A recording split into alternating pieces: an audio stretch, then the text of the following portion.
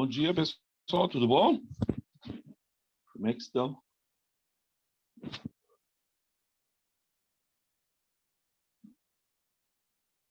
Bom dia, Bárbara, Adriana, Tainá, Nicole, Iago. Tudo bom com vocês? Paulo.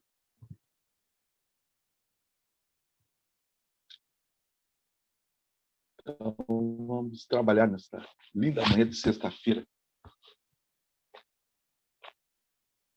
Vamos ao trabalho. Bom, tá, primeiro queria saber se você tem alguma dúvida que vocês queiram tirar já de início.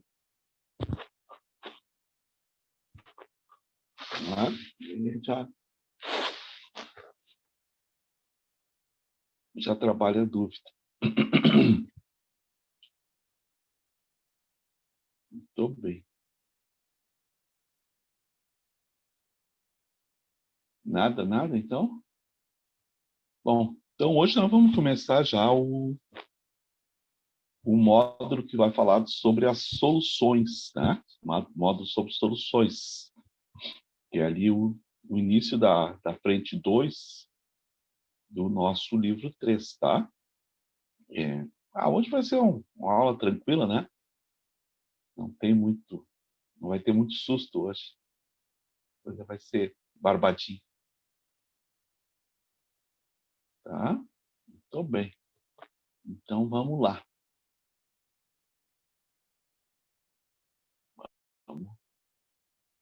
Vamos ao trabalho.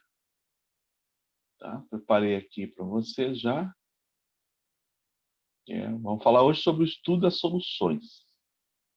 Hoje nós vamos estudar soluções. Que não é um assunto assim, né? Que caia muito profundamente nas provas. É um assunto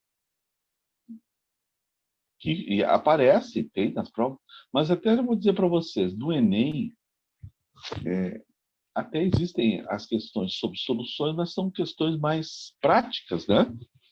A URGS, por exemplo, já trabalha de forma mais teórica, né? A questão, como nós vamos ver daqui a pouquinho, eu separei algumas questões também da URGS, né? Sobre essa primeira parte que nós vamos ver. Tá? Hoje nós vamos ver mais essa parte de classificação e coeficiente de solubilidade, né? Vamos matar essa primeira parte antes, para depois, aí já na segunda-feira, a gente já começar a trabalhar a parte sobre o cálculo das concentrações, né? Tá? Então, por isso que eu disse para vocês que hoje vai ser uma barbadinha. Tá? Perto do que a gente vinha vendo, né? A gente estava vendo assuntos pesados. Então, hoje vocês vão relaxar um pouquinho mais. Tá ok? Vamos começar então? Bom, então, a primeira coisa que nós vamos falar é o seguinte, né? Esse assunto, na verdade, o nome do assunto a gente sempre diz que é o estudo das soluções, né? Mas o assunto, de forma geral, a gente fala em dispersões, né? São dispersões. Tá? E toda dispersão, ela será normalmente composta por duas partes. Que uma é o disperso, né? O disperso é a substância que nós vamos colocar dentro do dispersante. Tá? Então, o disperso é aquela substância que vai, como eu coloquei ali, ó, se disseminar, né? Que vai se espalhar, o disperso, num dispersante, que vai envolver esse disperso. No nosso caso, por exemplo, mais no ensino médio, se trabalha mais com os outros termos, né? O disperso a gente chama normalmente de soluto, e o dispersante a gente chama de solvente, o soluto e o solvente, né? Mas como existem outros tipos de soluções, não só as soluções aquosas, então existe esse nome, né, que a gente chama dessa maneira geral, dispersão. Bom, quais são as dispersões que nós temos, né? E o que nós precisamos saber para as provas? As dispersões que nós temos são 3 tipos, né? A solução, né? A solução. Esta solução, que é o que a gente normalmente estuda, né? Mais no ensino médio. Tá? As soluções, elas são o que nós chamamos normalmente de misturas, são as misturas homogêneas. Tá? Então, eu vou colocar aqui para a gente, já que fica gravado, né? Então, depois vocês vão ler aí. Deixa eu trocar minha canetinha, que está no outro aqui. Espera aí um pouquinho. Deu. Agora sim, agora vai. Ó, que são as misturas homogêneas. Certo? Então, aí nós vamos ter a ideia das soluções. Depois, como nós vamos trabalhar só com soluções aquosas, né? Nós vamos ver que o solvente será a água, né? Que é classificada como solvente universal. Bom, depois nós temos assim, ó, outra dispersão, que são os colóides. Vamos falar um pouquinho de colóides também, né? Apesar das provas não pedirem muito, mas, por exemplo, Santa Catarina ainda fala um pouco mais de colóides, né? Os colóides que são intermediários, tá? Eu vou pular, eu vou falar aqui da suspensão, depois eu volto para o colóide para a gente entender melhor. Suspensão, aqui no finalzinho, né? À direita da tela. Ó, a suspensão, ou misturas grosseiras, também são chamadas assim, ó, são as misturas heterogêneas. Essas são as misturas heterogêneas. Certo? E o colóide, como eu disse para vocês, ele é intermediário. Então, tem várias classificações, né? Vários termos que se usa. Por exemplo, eu gosto muito desse aqui que eles usam lá nos livros. Ó. É uma pseudo-mistura homogênea, uma falsa mistura homogênea. Na verdade, o colóide é uma mistura heterogênea, né? Mas como normalmente ele tem um aspecto geral de mistura homogênea, então existe essa classificação, né? De pseudo, de falsa mistura homogênea. Tá. Como é que a gente faz para diferenciar isso aí? Tem várias maneiras. Tem umas que são mais, vamos dizer assim, mais comuns, né? mais de prova, vamos dizer assim. Tá? Em termos de visibilidade, que é essa primeira aqui, ó, tá? Das partículas, não é muito comum isso aí aparecer, né? Eu não lembro de questão nenhuma falando assim. Por exemplo, as partículas de uma solução, lá embaixo agora, vou lá embaixo primeiro, tá? Elas vão apresentar um diâmetro, tá? Médio de um nanômetro, né? Nanômetro é 10 a menos 9 centímetros, como você sabe, né? Um nanômetro. Bom, menores do que um nanômetro. Essas partículas com essa dimensão, elas não são visíveis, né? Elas não são visíveis mas nem em microscópios, né, mais potentes. Então, por exemplo, quando o sal, vamos dizer assim, quando o sal se dissolve, se dissocia na água, tá? A gente não consegue ver as partículas, né, os íons sódio, os íons cloro. Tá? Por quê? Porque a dimensão é muito, muito pequenininha. Tá abaixo de 1 nanômetro. Já os colóides, ó, vejam, a dimensão gira entre 1 e 1000 nanômetros. Também não são visíveis essas partículas para nós, né? Somente com microscópios muito potentes. Então, os livros, né, as provas trazem sempre assim o tal de ultramicroscópio. Ninguém sabe o que é um ultramicroscópio, só sabe que ele é potente, né? Mas aí fica a ideia. E a suspensão, cujas partículas são superiores, o tamanho da partícula tem um diâmetro superior a 1000 nanômetros. Bom, muitas já são visíveis, né? Um grão de areia, por exemplo, já é visível a olho nu, inclusive. Ou ao microscópio óptico. O microscópio óptico é o microscópio comum. Certo? Microscópio comum.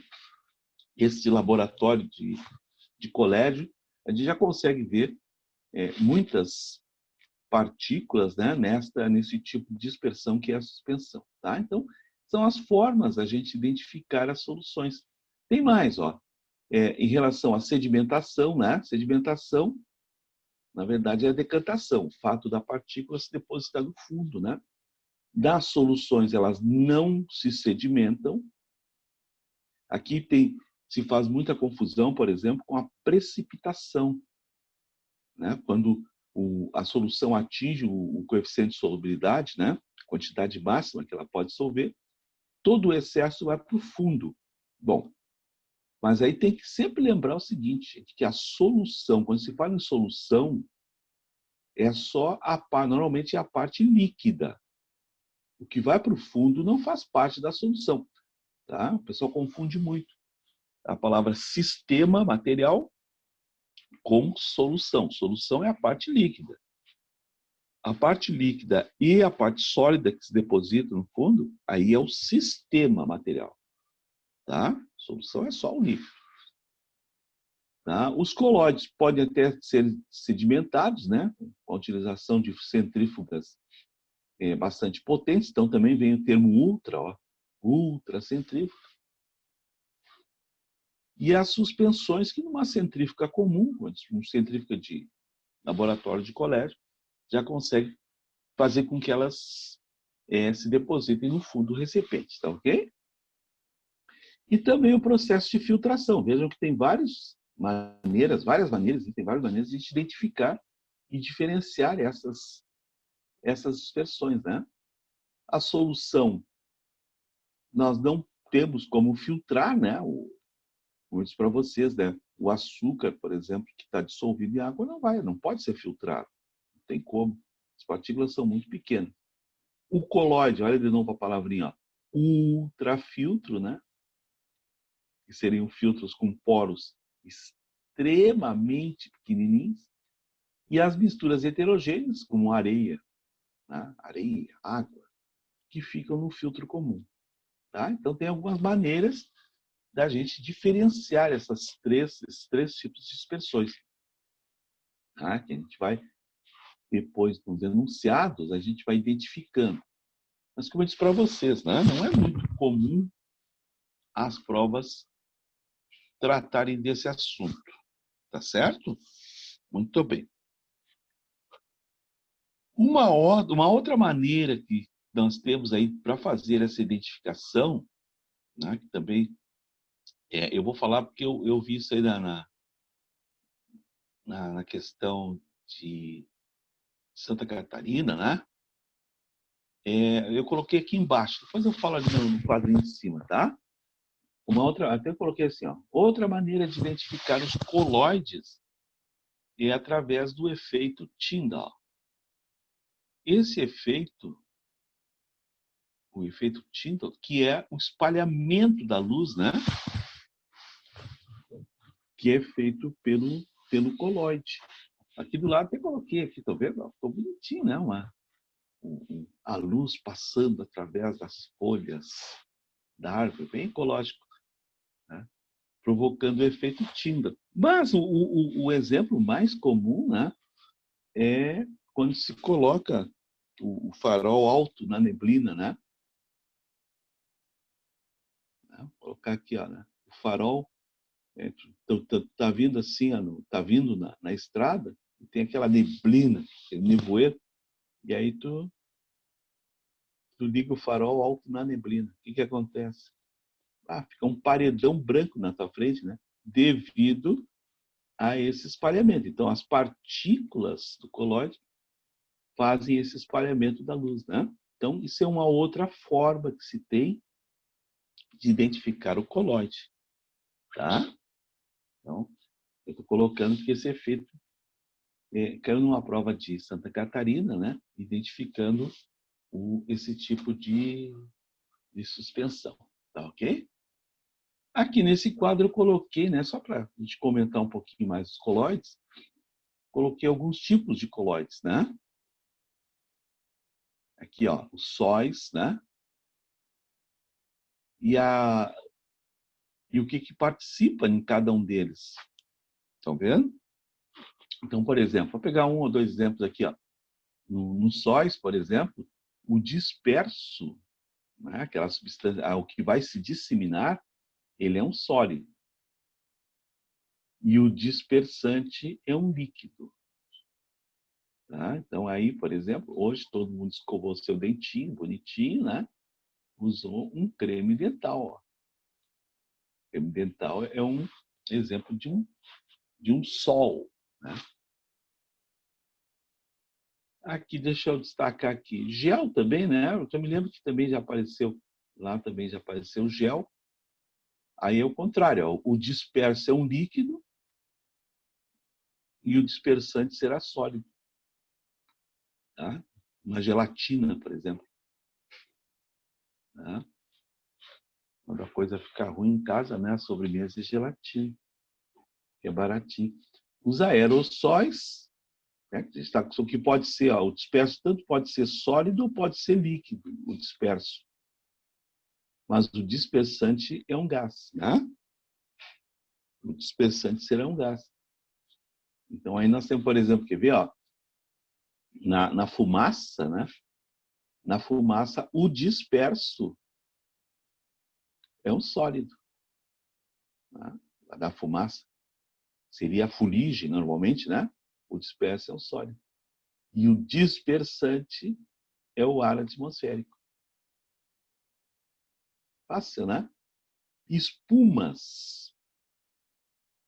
Pô, eu falei que ia falar dois, eu estou falando tudo. Ah, bom, agora vai. Ó, nas espumas, por exemplo, o disperso é um gás.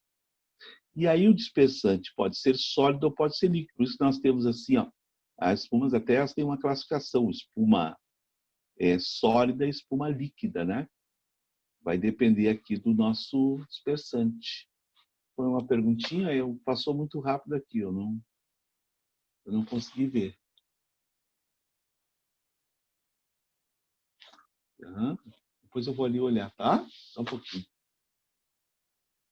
E como eu disse para vocês, eu trabalho com a câmera do celular e com o som do celular, tá? E essas telas eu trabalho no computador, no notebook. Então, quando passa a pergunta, ela passa pelo celular, ela não passa aqui pela tela que eu estou olhando, tá? Por isso que às vezes eu não consigo. E aí, eles não estão no mesmo ângulo. Em suma, passa muito rápido, eu não consigo ver. Depois eu vou ver. Então, vejam as espumas, né? O isopor, por exemplo, ó, é uma espuma, né? Esses cremes também de barbear, ó, também são espumas. Só que o creme de barbear seria o gás no líquido, né? O creme de barbear. O isopor é o gás com o sólido, ó. Já é outro tipo de espuma, tá? E esse último tipo aqui, que a gente já falou isso aqui, ó. Se você lembrar lá das nossas últimas aulas sobre sabão e detergente, né? Nós falamos em emulsões, emulsificação.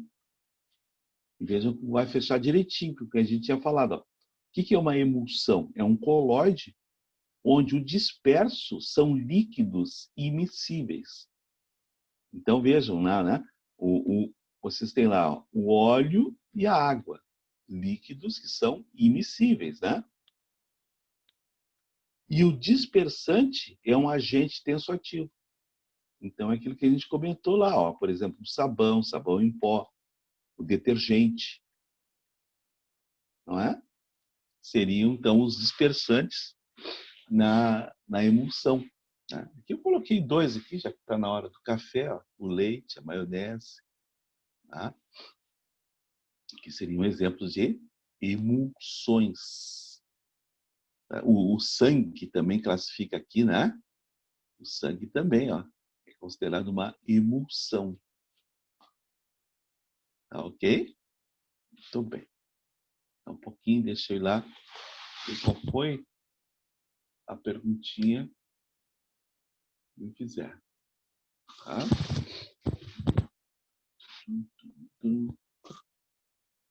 Eu tenho que parar aqui e entrar ali. Ah, tá. Tá, já te mostro a diferença, tá? O movimento browniano com efeito Tyndall. Só um pouquinho.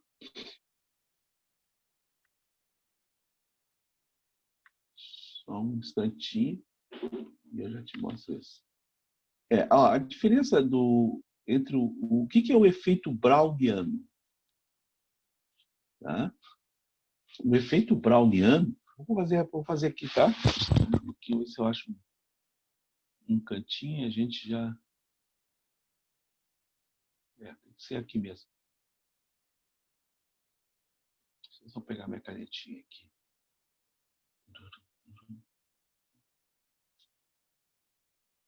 Ó, é assim, ó. Efeito browniano, sempre lembra da palavra assim, ó.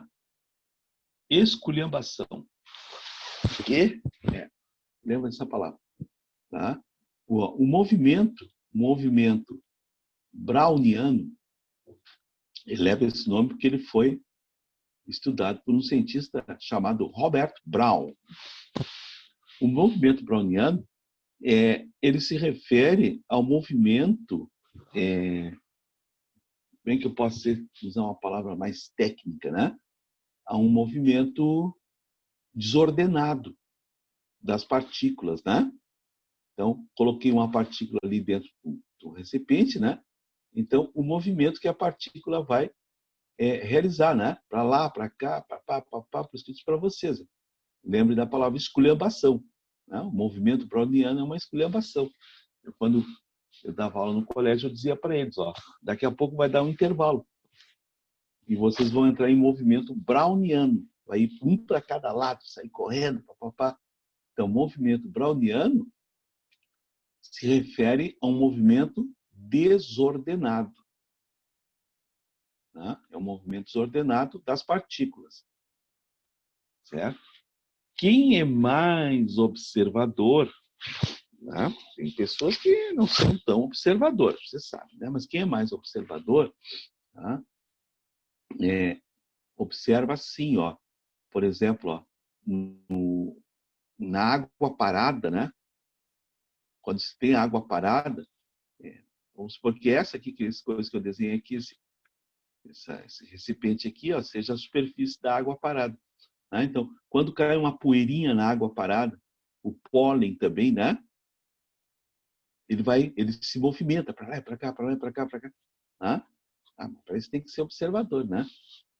Ele está em movimento browniano, certo? Então é um movimento desordenado. O efeito Tyndall, não. O efeito Tyndall até eu ia colocar, eu não quis colocar, mas devia ter colocado, cara. Eu tenho um videozinho, né? Que mostra, né? A passagem. Isso aí, o cara, se estiver em casa, dá para fazer em casa. Quer ver? Olha aqui, ó. Põe assim, ó, água com um pouquinho de leite, né? Um pouquinho, uma colher, 2 de leite. Água com leite num copo, tá? Põe meio copo d'água e 2 colheres de leite. E se tiver em casa aquele coisa que se usa, como é que é o nome disso? Você perca o nome daquilo. Que se usa assim para mostrar na parede o laser, aquele laser, tá? Aqueles laserzinhos assim que eles ficam botando no olho das pessoas, né? Vocês lembram quando eles eram pequenininhos, vocês ficavam enfiando no olho das pessoas? E liga aquele laser e faz ele passar por dentro disso aqui, da água com um pouquinho de leite. Aí vocês vão enxergar perfeitamente, ó, a trajetória daquele laser dentro, né? Isso aqui, ó, está aqui do lado, que é o movimento browniano. Desculpa, que é o efeito Tyndall, tá? É que eu me lembrei, quando eu marquei aqui do lado da figura, eu me lembrei de um exemplo do movimento browniano, tá? Ó, o efeito Tyndall, tá? Então, tentem fazer isso aí. Quem tem esse laser faz, você vai ver que é uma experiência bem legalzinha. A gente vai ver direitinho o caminho do laser, tá? Efeito Tyndall, espalhamento da luz. O exemplo que eu me lembrei do movimento browniano, isso todo mundo já viu, né? Aqui, ó, quando entra a luz pela janela, a luz entra pela janela, tá? e aquelas partículazinhas de poeira, né? Que tem isso aí, não? Que tem dentro da casa, do apartamento das pessoas, né? Então, entra aquele feixe de luz, tá? E aquelas partículazinhas assim, ó, de poeira, a gente vê se movimentando. Ó. Aí você está em movimento browniano. Tá entendido? Ficou claro? Então, se ficou claro, de nada. Muito bem. Então, vamos avançar um pouquinho mais, tá? Vamos aproveitar para matar essa parte teórica hoje, né? Tanto é que tem vários exemplos, né? Não acho que tenha alguma questão aí relativa a URGS, principalmente, né? Acho que não. Bom, agora vamos para o nosso assunto. Só uma coisa que eu queria falar também que eu vi, vou voltar aqui, tá? Que eu vi numa questãozinha também de Santa Catarina, né? Eu sei que alguns de vocês, ou quase todos, vão fazer em Santa Catarina, né? Que são alguns termos que se referem, ó, à separação, né? A separação seria, no caso, separação de misturas, né? Tá? Na verdade, separação de misturas, mas se refere aos colóides. Tá? Então, vejam, ó, a separação dos colóides. Tá, primeiro vamos lembrar o seguinte, ó, colóides, né?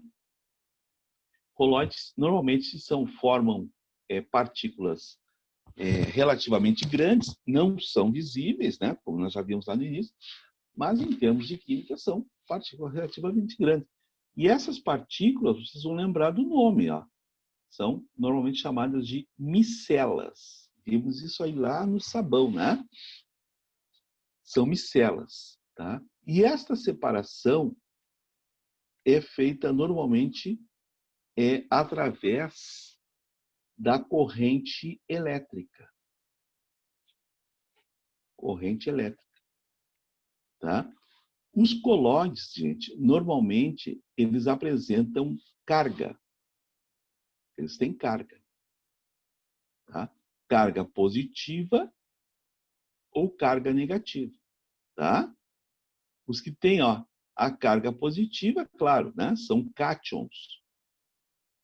Então, quando se faz a separação de colóides, aplica-se a famosa diferença de potencial, os cátions vão migrar para o polo negativo, né? Então, isso é um processo chamado de cataforese. Cataforese. Então, são os colóides de carga positiva que migram para a placa negativa, né? Aplica-se um campo elétrico, normalmente. E os colóides com a carga negativa, né? Que são os nossos queridos, aqui eu coloquei duas vezes a mesma coisa, parei um pouquinho, que é o nosso querido ânion, né? Deixa eu só arrumar. E são os ânions, onde vai ser realizada uma anaforese. Então, vejam, o colóide que tem a carga negativa, né, vai migrar para o polo positivo. Bom, onde é que vocês estudam isso, né? Vocês lembram? Eu nunca vi isso. Claro que já viu, né? Claro que já viu. Olha aqui, ó, os fragmentos de DNA e RNA, eles são negativos, né? Devido à presença de quem? Do fosfato. Ah, não vou fazer todo aqui porque, ó, eles têm a carga negativa devido à presença de fosfato, tá? Então, por exemplo, ó, quando se quer fazer a separação, né, ou então se medir o tamanho dos fragmentos de DNA, se aplica esse tipo de processo, né? A anaforese. No caso do DNA, é a anaforese, né? Bom, agora, quando se juntam os dois, ó, cataforese e anaforese, tá? O processo todo chama-se eletroforese, tá? Eletroforese. Então, só porque apareceu, né, na questãozinha, eu me lembrei de comentar com você. Ninguém vai precisar fazer isso aqui, né, gente? Ou explicar como é que funciona. Não é isso. É simplesmente saber que, tá, os colóides que apresentam carga elétrica, e eles sempre são carga única, isso é interessante, né? Dificilmente se encontra um colóide neutro. Ele normalmente tem a carga positiva ou carga negativa, vai predominar um dos íons, tá? E aí se faz a separação através, exatamente, da corrente elétrica, né? Num processo chamado de eletroforese. Se for positivo, o colóide, cátion, cataforese. Se for negativo, anaforese, tá? Eu queria falar sobre isso aí para vocês, porque apareceu na provinha, né? Então, não quero deixar vocês sem essas informações, tá ok? Feito isso, voltemos. Muito bem. Tá. Bom, agora sim, agora vamos falar das soluções aquosas, tá? Que é o que cai mais, né? Que é o que nos interessa mais também em termos de prova. Bom, nas soluções aquosas, gente, provavelmente eu não vou falar nada aqui que vocês já não tenham ouvido falar, que vocês já não conheçam, tá? Então, o que você tem que fazer? Tá? Tirar dúvidas, vão perguntando, né?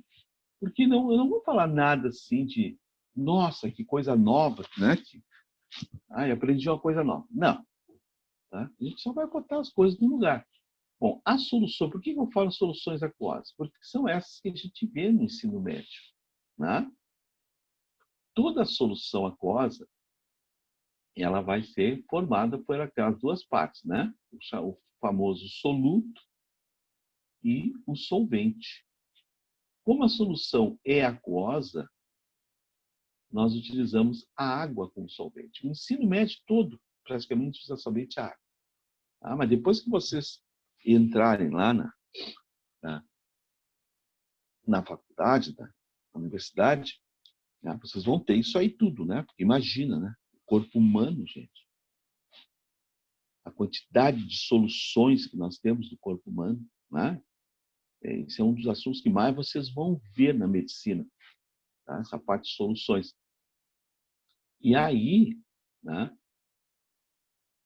vocês vão ver que podemos usar outros solventes, né? O álcool é usado como solvente, né?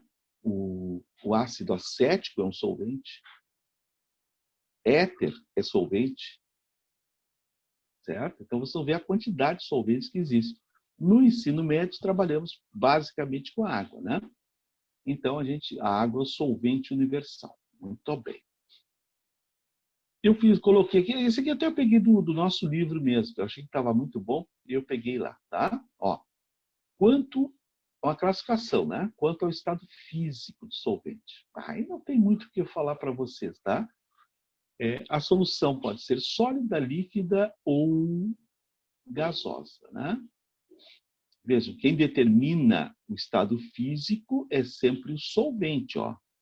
Sólido, líquido e gasoso, né? O estado físico da solução é determinado pelo solvente. Aqui, ó, primeiro caso, ó, uma solução sólida, né? Tanto o solvente quanto o soluto são sólidos.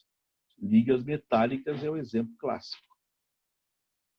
Tá? Agora, veja, ó, nas líquidas é que nós temos a maior variedade. Solvente líquido, soluto sólido. Muito comum, se usa muito, né? Praticamente o ensino médio todo trabalha só com esse tipo de solução, ó, sólido em líquido. Porque nesse tipo de solução se consegue calcular, né, de uma forma mais precisa as concentrações. Certo? Líquido em líquido, álcool em água, por exemplo, também dá para calcular a concentração, né? Vocês estão aí, nós estamos aí, né? Todo dia ouvindo o famoso álcool, né? Álcool 70, eu já comentei com vocês, né? Álcool 70 graus, né? Atualmente se usa o INPM, né? Que é o Instituto Nacional de Pesos e Medidas, que é o mais acertado, né? É o mais acertado. Vocês lembram que até um pouco atrás ainda se usa, se utilizava o grau GL, que é o Gay-Lussac, né? Que tem um problema. Esse aqui tem um problema. Deixa eu comentar rapidinho aqui com vocês, tá? Por que eu estou falando isso? Ó, o álcool em água, né? Uma solução líquida, o 70, o INPM, Instituto Nacional de Peso e Medida, ele mede a concentração em função das massas. E massa, gente, não se altera. Massa é massa, né? Essa outra classificação aqui, ó, GL, Gay-Lussac, calcula a concentração em volume, volume por volume. E o que acontece com o volume? Isso aí eu me lembrei, foi uma questão da URGS há um tempo atrás, que colocava assim, ó, ficou todo mundo assim, quem não era do ramo ficou meio assustado, né? Colocou, deixa eu me lembrar assim, ó, vou lembrar direitinho, tá? Era uma mistura. Colocaram 50 mililitros de álcool, de etanol, com 50 mililitros de água. Vejam, ó, uma pessoa, um leigo comum, né? Bom, eu botei 50 de um, 50 do outro, vai dar 100. Vai dar 100. Não dá 100. Dá menor do que 100 mililitros. Entende? Aí o cara já fala, como assim? 50 mais 50 é 100. É verdade, né? 50 reais mais 50 reais dá 100. Tá? Mas não volumes. Ainda mais que entre o álcool e a água ocorre uma interação chamada ligações de hidrogênio. Então há uma contração do volume. Tá? Isso aí foi questão da URGS. Se eu achar essa questão, eu vou colocar para vocês. Tá? Eu devo ter no SuperPro essa questão. Tá? Derrubou muita gente essa questão. Então vejam que volume por volume é uma medida bem complicada, né? Então, na verdade, o 70, agora deixa eu falar do INPM, massa por massa. Essa não tem como errar, gente, porque massa não varia. Massa não varia, tá? Muito menos e nem com a temperatura, né? O volume vai variar ainda com a temperatura, né? O volume vai variar com a temperatura. O volume, ele pode se expandir ou contrair, dependendo da temperatura. Massa não. Tá? Por isso que o mais acertado é esse aqui. Esse aqui eu sei, ó. 70 graus INPM, eu tenho certeza que eu tenho 70 gramas de etanol em 100 para 100 gramas de solução. Tá? 70 de etanol e 30 de água. Muito bem. Até, tá vendo? Um assunto aqui que não tinha muito interesse, já tirei uma coisa interessante. Líquido gás, né? Um refrizinho. Ó, uma coca bem gelada, hein, Tainá? Bem bom. E gás com gás. E eu quero o exemplo clássico, que é o ar atmosférico. Tá? Então, são é a classificação das soluções quanto ao estado físico. Essa outra classificação que vem agora aqui, eu vou mudar a cor da canetinha para não confundir com as explicações anteriores. Ó, aqui, guris, ó. Quanto à natureza das partículas. Essa nós vamos usar mais tarde. Eu já vou aproveitar para mostrar. Vou mostrar uma coisa para vocês, tá? Ó, nós temos soluções que são iônicas e soluções moleculares, tá? Obviamente, né? Soluções iônicas.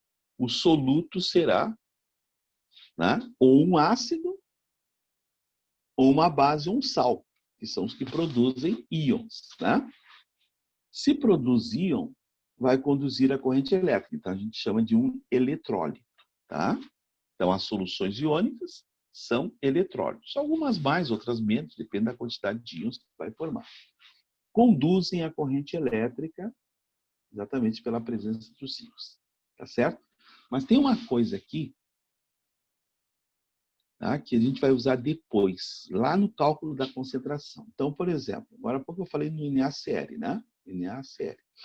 O NaCl, cloreto de sódio, ao ser colocado em contato com a água, né, formando a solução, ele vai se dissociar, né, gente, como qualquer substância iônica ou ionizável.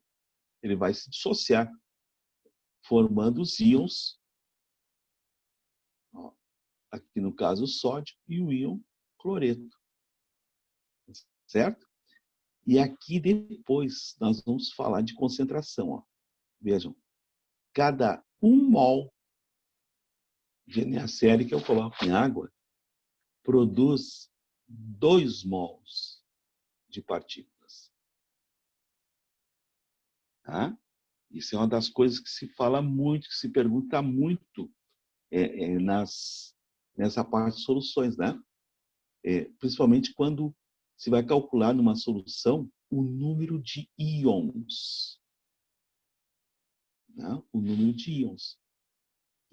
E aí eles começam a fazer aquelas jogadinhas. Por exemplo, ó, aí, 2 soluções. Uma de NaCl e outra de cloreto de cálcio. Bom, a de cloreto de cálcio, quando se dissociar, ó, vai formar o cálcio mais 2 e 2 íons cloros. Tá? Então, cada 1 mol de cloreto de cálcio forma 3 mols. E aí eles começam a encher nosso saco. Ó, né? Qual é o número total de mols de íons, o número total de íons? Né? Aqui, no caso, eu estou usando 1 mol. 1 mol, então fica fácil, é só somar. Ó, o número total de íons. Né? Se eu colocar na mesma solução, na mesma água, ó, o NaCl e o CaCl2, o número total de íons será 5. 5 mols. 5 mols, né? 5 vezes 10, 5 vezes 6 vezes 10, 23. Tá? Então, esse é o probleminha que essas soluções iônicas nos trazem. Que depois nós vamos trabalhar um pouquinho mais, tá? E as soluções que são moleculares. Essas não formam íons. Tá? Então, por exemplo, vamos pegar aqui, ó. Deixa eu só apagar esse copinho aí, tá atrapalhando. Ó, deixa eu pegar aqui, por exemplo, ó, vou pegar a glicose, né? C6H12O6. Certo? A glicose, vou colocar no estado sólido, ela é molecular. Ligações covalentes, né? Então, a glicose, ao ser colocada em água, ela não se dissocia. Ela permanece na forma molecular, ó.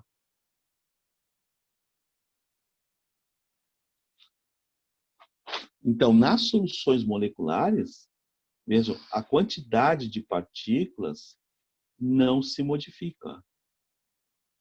Ah, isso aí vai ter uma aplicação muito grande. Vou dizer para vocês, no cálculo de concentrações, né? Se for concentração de íons, nós vamos ter que tomar cuidado, né? Na concentração de íons. Tá? No caso da concentração, veja, de uma substância molecular, ela não se altera. 1 mol será sempre 1 mol, mesmo colocado em água. Né? Não vai se alterar absolutamente nada. Ó. Tá? E isso aqui vai influenciar também, sabe aonde? Lá nas propriedades coligativas. Deixa eu fazer isso aqui embaixo, nesse cantinho aqui. Vai um pouquinho. Ó, cantinho esquerdo. Tá? Vocês têm duas soluções. Uma é 0,1 mol por litro de cloreto de cálcio. Vocês viram que eu andei treinando, né? Para escrever direitinho assim. Ah, não tá tão ruim, né? Ah, dá uma elogiada aí também. Ó. E a outra solução é 0,1 mol por litro de glicose.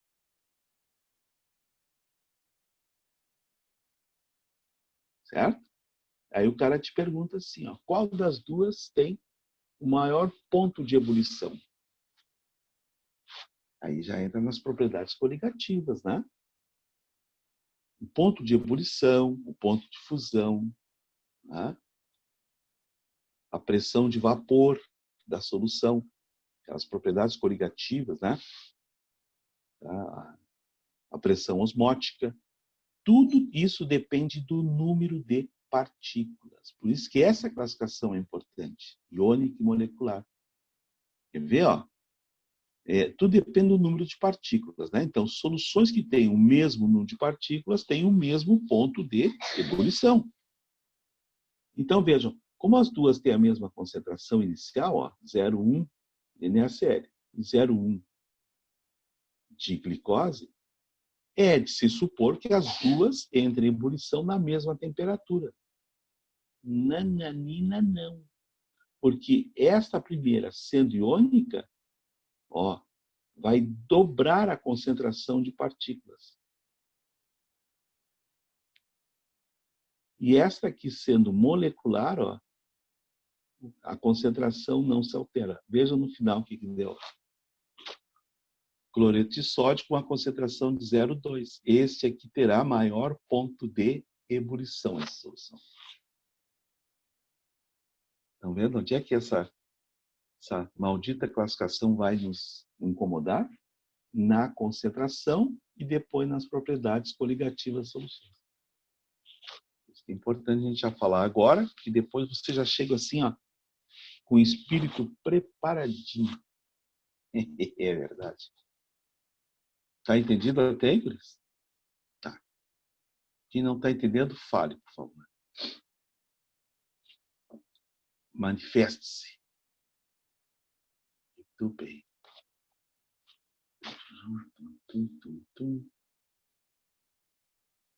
Tá. Então, vamos adiante, tá? Bom, vamos em frente. Bom, agora vem o clássico, né? Eu acho. Deixa eu ver. Vamos ver aqui. Agora vem o clássico, que é a classificação que depende do coeficiente de solubilidade, tá? Olha, gente, o coeficiente de solubilidade é uma coisa bem simples, não tem assim, né? Acho que vocês não vão ter problema nenhum em fazer a identificação, o que é o coeficiente de solubilidade. Ó, e muito importante, né? Tá, imagina. Hoje você já deve ter usado ele, não é? Quem tomou um Nescauzinho quente de manhã usou o coeficiente de solubilidade. Quem tomou um café usou o coeficiente de solubilidade, né? A gente passa usando isso aí o tempo todo. O que é o coeficiente de solubilidade de uma substância? Ó, vamos pegar aqui só as coisas básicas, ó, importantes. É a quantidade máxima, né, de soluto, ou dessa substância, né? Soluto. Então, aqui a gente está se referindo ao soluto. Essa definição está no nosso livrinho, tá? Que podemos dissolver em uma determinada quantidade de solvente. Essa quantidade de solvente, normalmente, é uma quantidade fixa, guris. Tá? Corresponde a 100 gramas de água.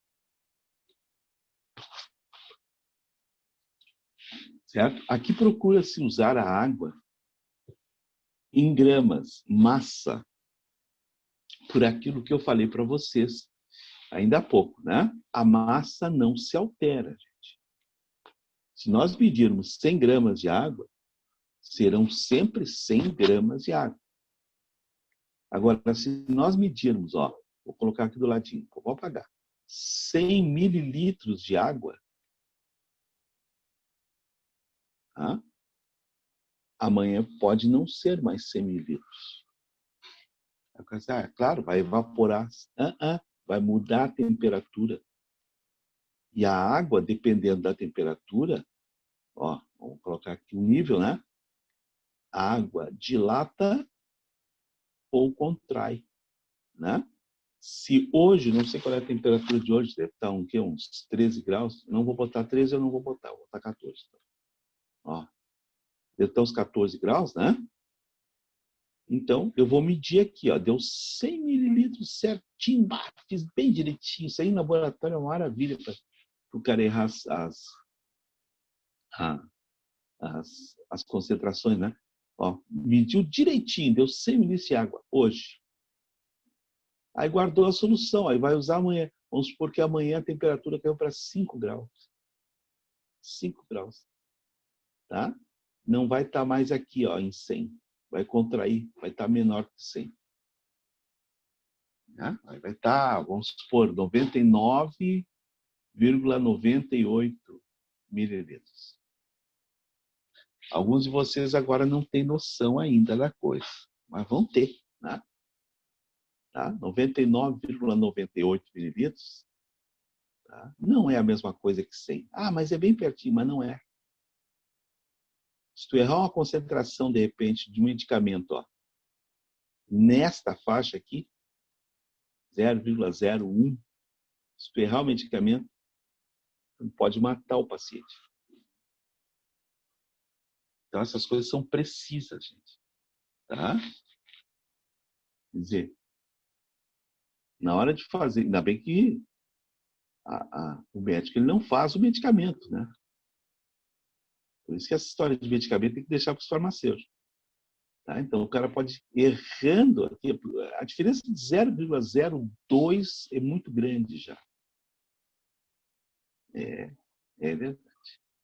Bom, então, olha só, voltando ao nosso coeficiente de solubilidade. A quantidade máxima, né, de soluto que uma quantidade fixa de solvente consegue dissolver. Então, como eu disse para vocês, a quantidade normalmente são 100 gramas, ó, de água, né? Quantidade fixa de solvente, são 100 gramas. Que é o que normalmente aparece nos gráficos aqui, ó. Do lado aqui, ó, vocês têm um gráfico aqui, né? Não, na verdade tem várias. A gente chama de curvas, são as curvas de solubilidade. Solubilidade. Bom, esta solubilidade da substância, vamos falar um pouquinho mais. A solubilidade, ó, de uma substância, ela depende de duas coisas. Tá? Primeiro, ela depende, ó, da quantidade de solvente. Tá? Se eu tenho uma quantidade maior de água, certo? Eu posso dissolver mais. Se eu tenho uma quantidade menor, posso dissolver menos. E depende também da temperatura. Nós vamos ver daqui a pouquinho, tá? Então, toda a solubilidade depende de dois fatores sempre. Quanto de solvente eu estou usando? Ah, estou usando 100 gramas. E tu está usando quanto? 200. Bom, então, a quantidade de soluto que tu vai usar é o dobro, né? O outro está usando 500 gramas de água. 5 vezes mais a quantidade de soluto. Então, vejam, a solubilidade depende da quantidade de solvente que tu está usando. Né? Dissolver uma colher de sal num copo d'água é uma coisa, né? Dá uma concentração. Dissolver essa mesma colher de sal num balde d'água é outra coisa. E da temperatura do local, né? É muito importante. A temperatura afeta a coeficiente. Né? Se a gente vê de manhã, quando a gente acorda bem cedinho, tá frio, né? Tem gente que vai tomar um cafezinho. Tem gente que gosta de cafezinho bem quente, não é verdade? Aí põe lá 5 colheres de açúcar na xícara. Aí dissolveu tudo. Aí o cara vai dar uma volta. Ah, vou lá lavar o rosto. Aí quando volta, nesse frio, né, o café já esfriou um pouquinho. Aí o cara olha lá no fundo, o açúcar. Mas tinha dissolvido tudo. Mudou a temperatura. Não é? Muito bem. Aqui do ladinho, aqui, né, com essa coisa amarelão aí, para chamar atenção, ó, eu coloquei alguns coeficientes de solubilidade, tá? Peguei da internet ali, tem várias substâncias, tudo a 20 graus. Nós estamos medindo a 20 graus. Não esqueçam que, se mudar a temperatura, muda o coeficiente. Tá? Algumas substâncias, agora vamos olhar do lado aqui, ó, tá? Algumas substâncias, o coeficiente, né, a solubilidade, aumenta com o aumento da temperatura. Então, eu vou pegar aqui, deixa eu ver, essa aqui que é muito comum ser usada, ó, que é o nitrato de potássio.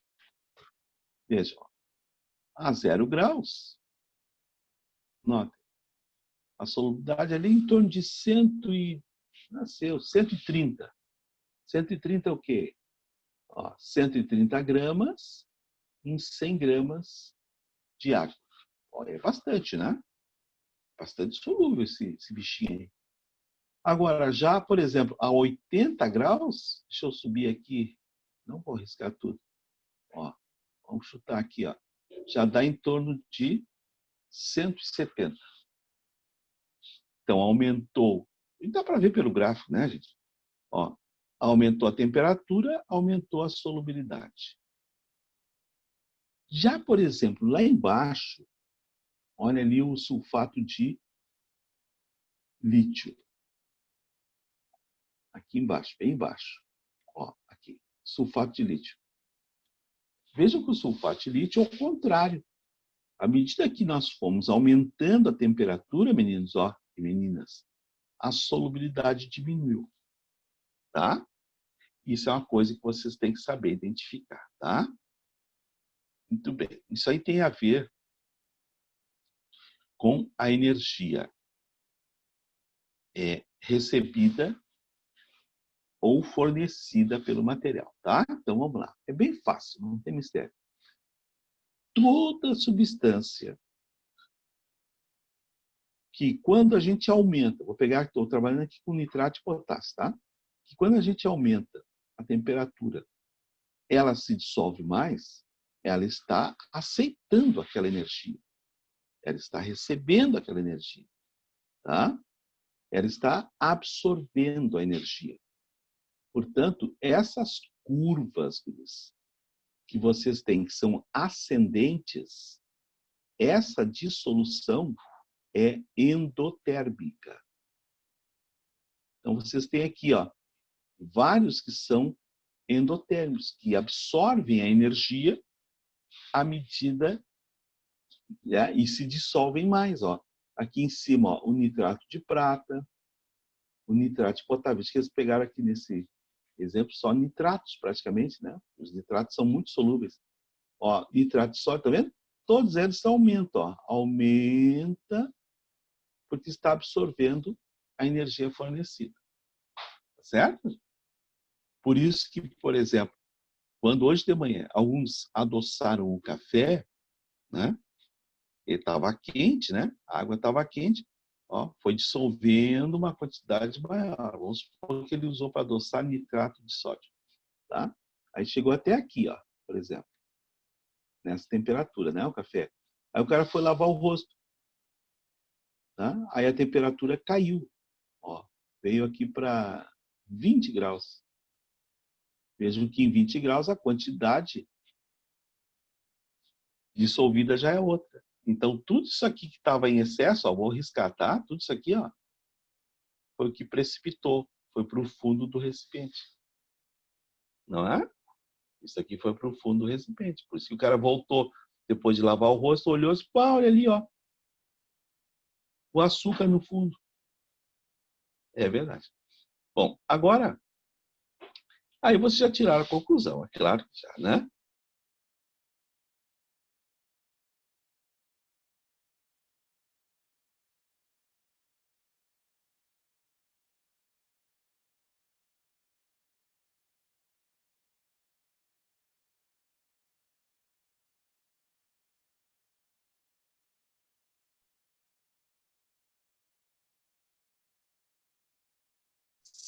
Se a curva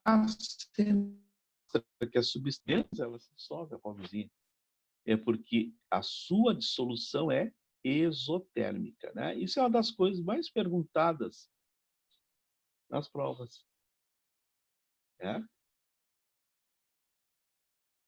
Essa é uma das coisas mais perguntadas na prova.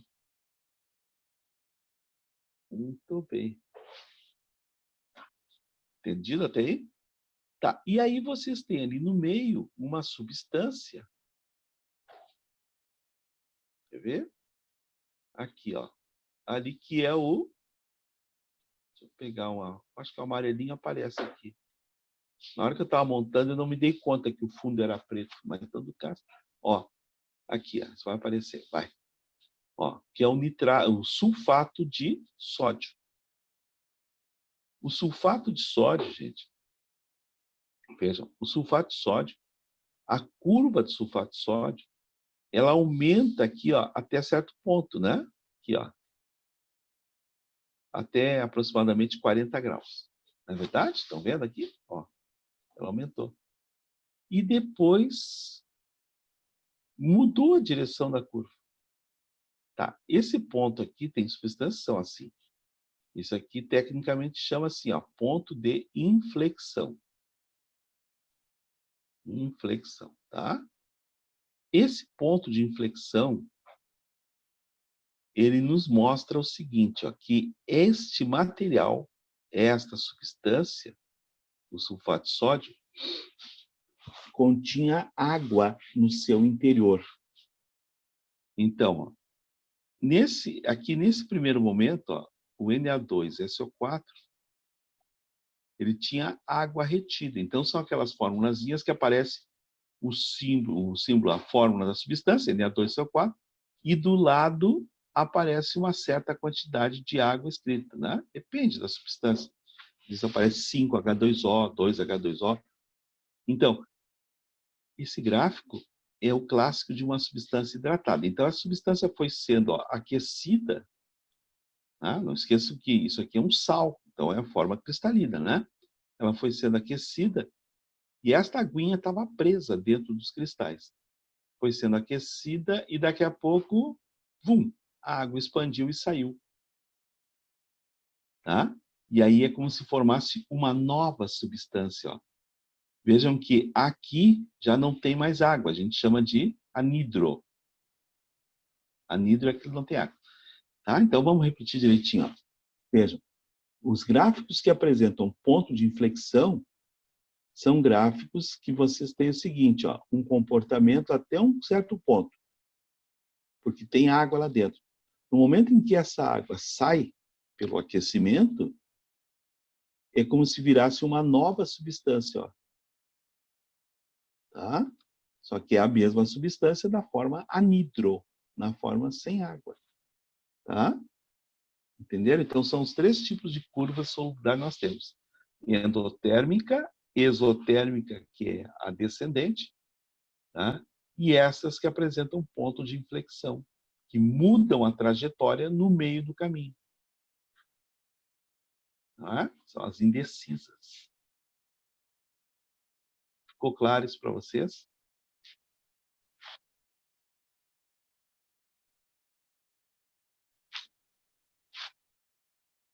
Muito bem. Não tem pergunta nenhuma? Ai, ai, ai. Tá. Como eu disse para vocês aqui, eu coloquei vários exemplos, né? Só para... na verdade, aqui ficou um buraco muito grande aqui mesmo, né? Então, eu botei ele... Mas tem coisas curiosas, né? A 20 graus, ó. Quer ver? Quem é que é mais solúvel a 20 graus? O sal ou o açúcar, ó? Tá vendo? É o sal. O sal é mais solúvel. Um pouquinho mais, né? O açúcar, ó. 33 gramas, né? Para 36 de sal. Tá? Aqui, ó. Compara agora o sal. Curiosidade, né? O sal comum que a gente tem em casa com bicarbonato, que a gente também tem em casa. Ó. O bicarbonato é bem menos solúvel. Certo? Tá? Só com curiosidade. E aqui eu coloquei um éter. Aqui tem um éter, ó. Na tabela lá embaixo. Ó. Olha a solubilidade do éter em 100, tudo isso aqui em 100 gramas, hein, de água. Vejam a solubilidade do éter em 100 gramas, como é altíssima. 222 gramas, né, de éter para 100 gramas de água. E a pobrezinha da parafina, que é praticamente zero, em insolúvel. Tá certo? Vocês entenderam? Tem aí tudinho? Muito bem. Se nada consta, vamos em frente. Tá? Hoje nós vamos analisar essa parte toda aí teórica. Tá. Agora, o coeficiente de solubilidade, ele vai classificar a solução para nós, né? Eu não coloquei aqui. Tá, só deixa eu colocar. Eu vou colocar aqui mesmo para vocês verem, tá? Ele classifica as soluções para nós em saturada, insaturada, né? Supersaturada.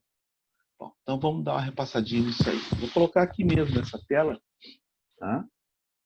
E tem espaço aqui. Então, esse coeficiente de solubilidade, ó, quando a solução, tá,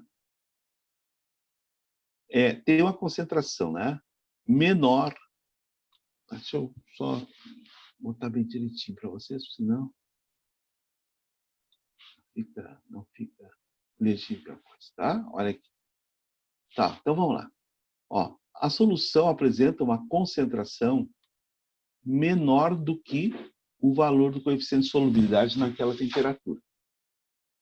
Essa solução está insaturada, ela não atingiu o coeficiente de solubilidade, né? Esta é a insaturada. Ela não chegou no coeficiente de solubilidade. Quando a concentração daquela solução atinge o coeficiente de solubilidade, né? Vou pegar um exemplo para vocês entenderem direitinho. Vamos supor aqui o primeiro, sal. Pega o sal, a 20 graus, tá? Daqui a pouco vocês levantaram, eu vou lá, vou fazer uma salmoura. Claro que vou te chamar de louco, mas tudo bem, né? Vou fazer uma salmoura. Aí você pega lá 100 gramas de água. 100 gramas de água, só para vocês terem uma ideia, né? Porque às vezes a gente fala com as coisas, parece que as coisas são abstratas, né?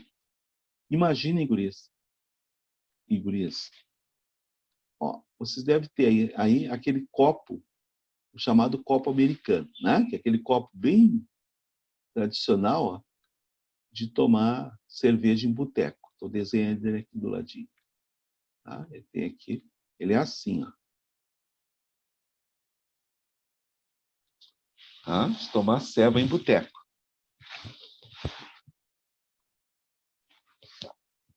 100 gramas. Esse copo ele tem uma graduação. Olha, eu explico para vocês isso. Ó, até essa marca aqui cabe exatamente 200 gramas de água. Os americanos fizeram isso. 200 gramas de água. 100 gramas de água que eu estou falando é meio copo. Ok? É isso que eu estou falando, para você ter uma ideia na prática da coisa. Bom, então, tá, vamos voltar para esse copo aqui. Aí vocês vão colocar aqui, ó. Ah, vou lá fazer uma salmoura. Ah, todo mundo vai te chamar de louco, mas tudo bem. Aí tu coloca 1 grama de NaCl. Bom, a temperatura está 20 graus. A 20 graus cabe em 36, tu está muito longe, meu. A concentração está muito abaixo do coeficiente de solubilidade, está insaturado. Aí tu coloca exatamente 36 gramas. Dissolve tudo, bem dissolvidinho, que é o coeficiente de solubilidade. Então, saturou a solução. E qualquer quantidade que a gente colocar agora, acima desses 36, vai se depositar no fundo. Né? Não vai dissolver. Por quê? Porque o coeficiente de solubilidade já foi atingido. Não é? Ah, mas eu quero colocar... Paulo, eu vou colocar 40 gramas e vou mexer bem rapidinho. Só vai pancar o bobo. Porque só vão dissolver 36, né? E os outros 40 do botão, os outros 4 vão ficar no fundo. É o corpo de fundo, corpo de chão, precipitado, tem vários nomes. Então não vou conseguir, não vai conseguir. A solução está saturada. Ela pode ser saturada, né, sem precipitado, se eu colocar a quantidade certa, 36. Ou pode ser saturada com precipitado. um corpo de fundo. Se eu colocar mais do que 36, só dissolve 36, o resto é puro. Tá? Mas tem aquele caso, ó, em que a concentração é maior que o coeficiente de solubilidade. Ah, bom, mas aí não dá para fazer de qualquer jeito. Como eu falei agora há pouco, não, eu vou botar 40 gramas e vou mexer bem rápido, bem rápido. Não. Aí eu preciso da temperatura. Senão não vai dar. Não é? Senão não vou conseguir. Vou mostrar aqui no gráfico para vocês, tá? Só deixa eu trocar a cor da caneta. Então, eu vou pegar um que a gente enxergue bem. Vou pegar aqui, ó, o nitrato de sódio, tá? Então, vamos supor, eu estou a 20 graus. Vou fazer bem retinho aqui. A 20 graus, ó, eu consigo dissolver, vamos dizer aqui 80, né? 80 gramas de nitrato de sódio, tá? Tá? Eu cheguei a 80, a concentração está igual ao coeficiente de solubilidade, está saturado. Qualquer ponto sobre a curva, a solução está saturada, tá? Só que tem um detalhe, ó, 80 gramas cabem, tá? A 20 graus cabe 80 gramas. Só que eu coloquei na solução 100 gramas. Claro que eu vou a 20 graus, né, guris? Ó, se eu colocar aqui, ó, 100 gramas, vou botar aqui em cima. Se eu colocar 100 gramas, a 20 graus, eu consigo dissolver 80, e esse restante aqui, vamos ver se vocês pegam bem, ó, vai para o fundo. É corpo de fundo. Tá? Mas olha o que eu vou fazer agora. Eu vou começar a aumentar lentamente a temperatura. E sempre agitando, tem que agitar. Então, agora atenção, ó. Quando chegar aqui, ó, vamos ver mais ou menos a temperatura. Vou chutar, ó. Quando chegar a 40 graus, os 100 gramas estarão dissolvidos. Nossa!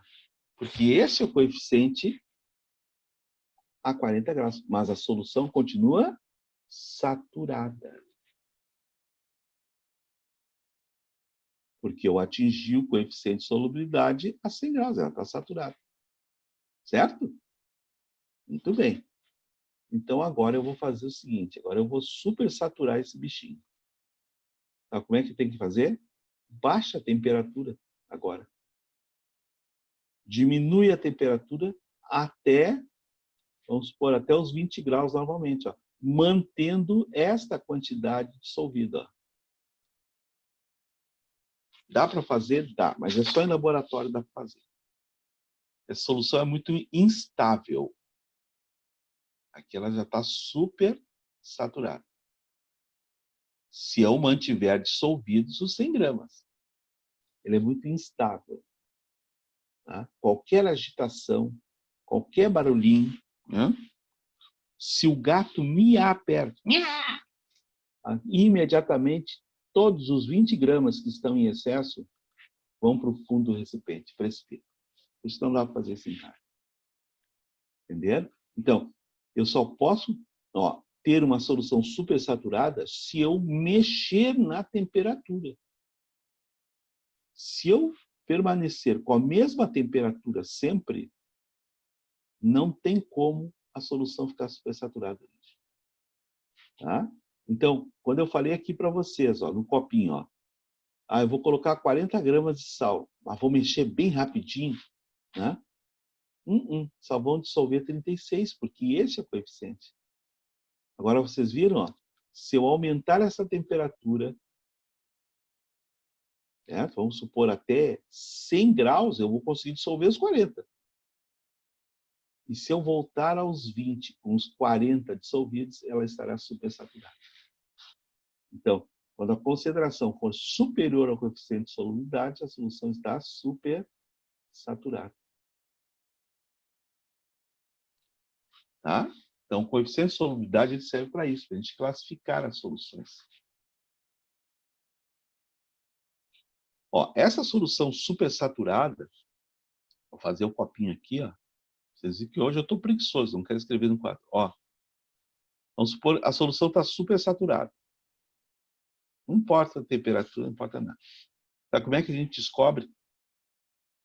Né? No laboratório, tu pega um cristal do mesmo sal.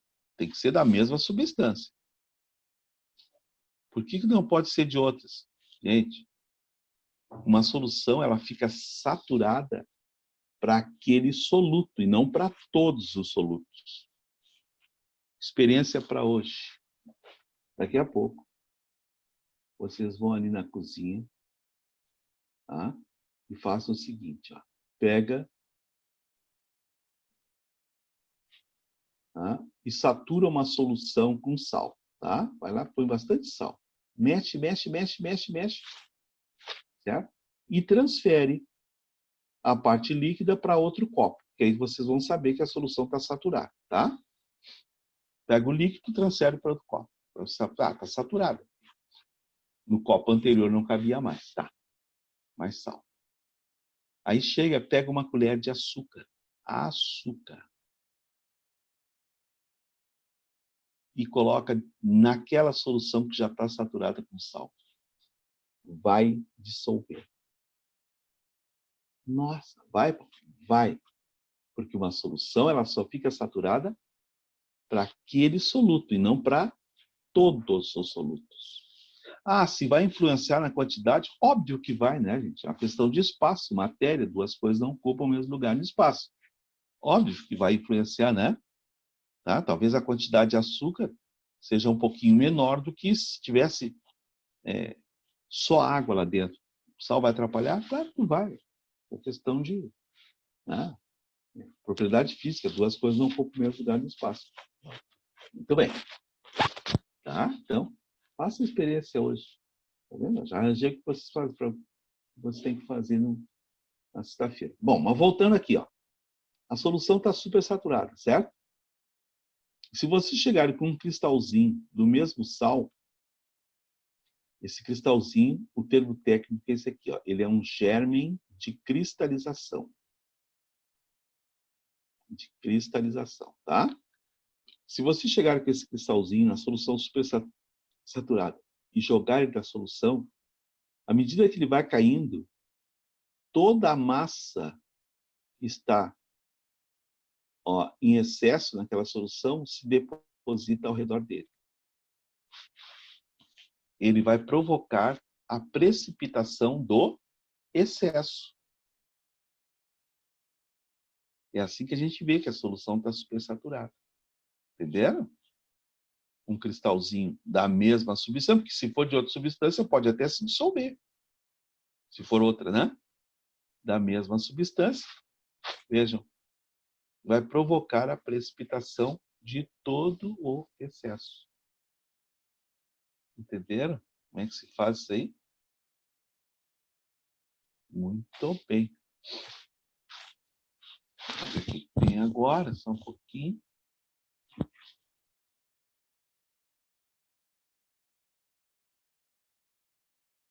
Aqui.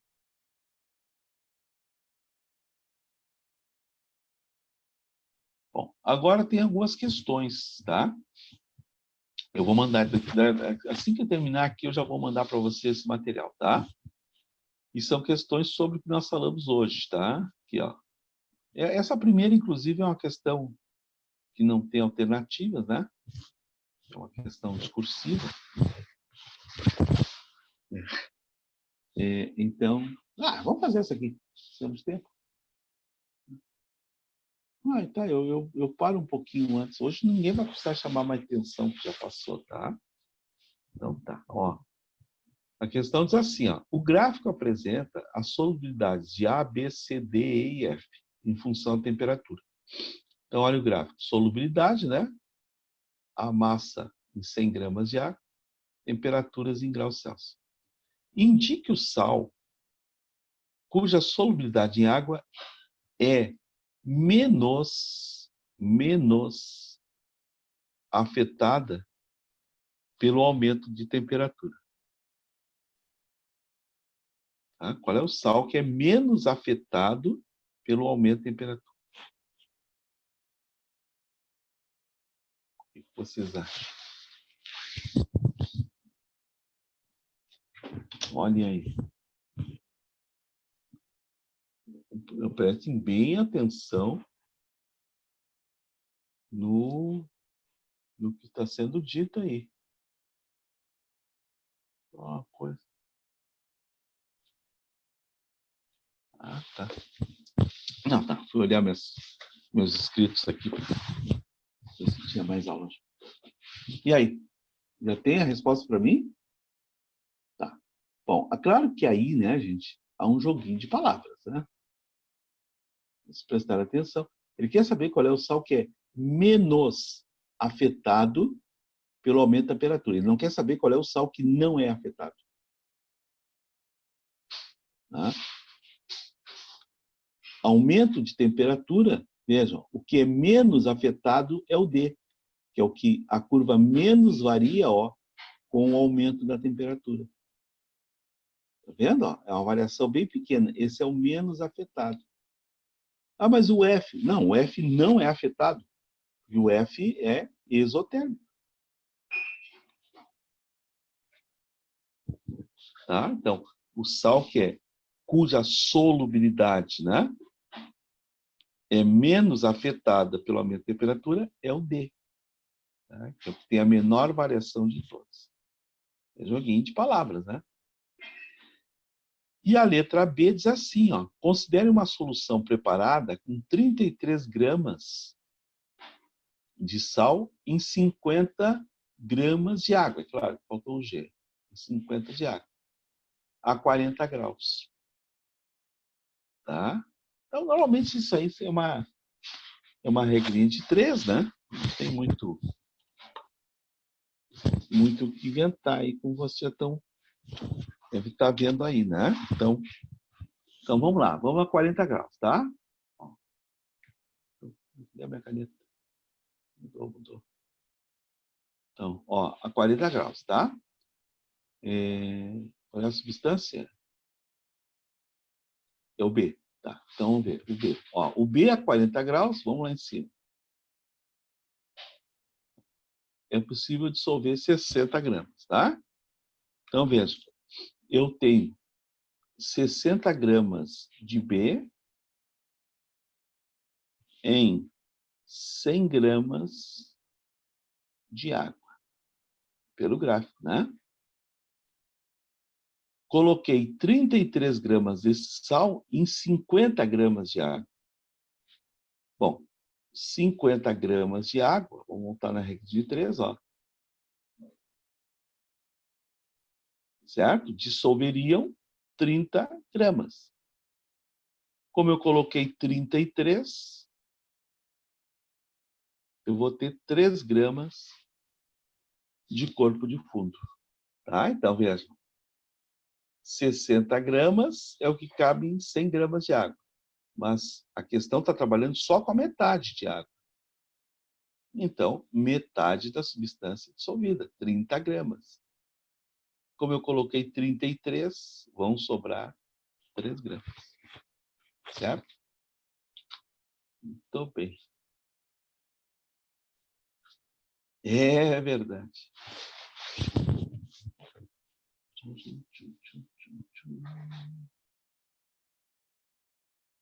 Tá? Bom. E aí, para vocês não ficarem falando mal de mim aí, porque o Paulo isso, o Paulo é aquilo, tá? Eu vou dar um presente para vocês. Tá? Assim que eu terminar aqui, eu vou enviar para vocês esse material, para vocês já fazerem essas questões aí. Tá? São 10h10, eu vou parar por aqui. Estou à disposição de vocês para tirar dúvidas. Nesses nossos 5 minutinhos que faltam. Que hoje eu não quero ninguém chamando a minha atenção, que eu já passei. Então, brincadeirinha. Tá certo? Então, daqui a pouco eu já mando para vocês todo esse materialzinho aí. Vamos lá. Vamos para as dúvidas. Hoje esse meu microfone está barulhento.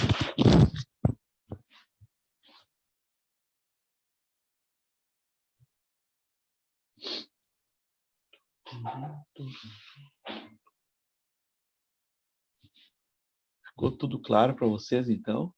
Coisa boa, gente. Ah, é, Rita, né? Sabia que eu estava falando para ti, né? Tu te lembra que tu disse, Paulo, já passou da hora, Paulo. Hein? Né? Morta de fome que estava aquele dia lá, né? Já passou da hora.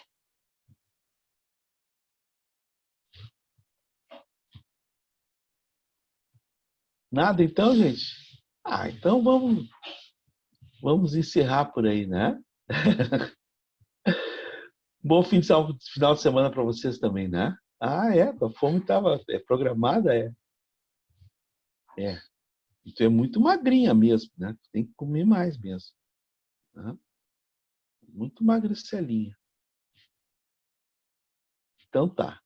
Um beijão para vocês, tá? Estou enviando o material daqui a alguns minutinhos, já está aí na mão de vocês aí pelo Facebook. Tchau, Iago.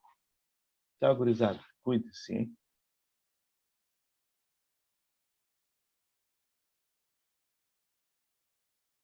Tchau, Bárbara.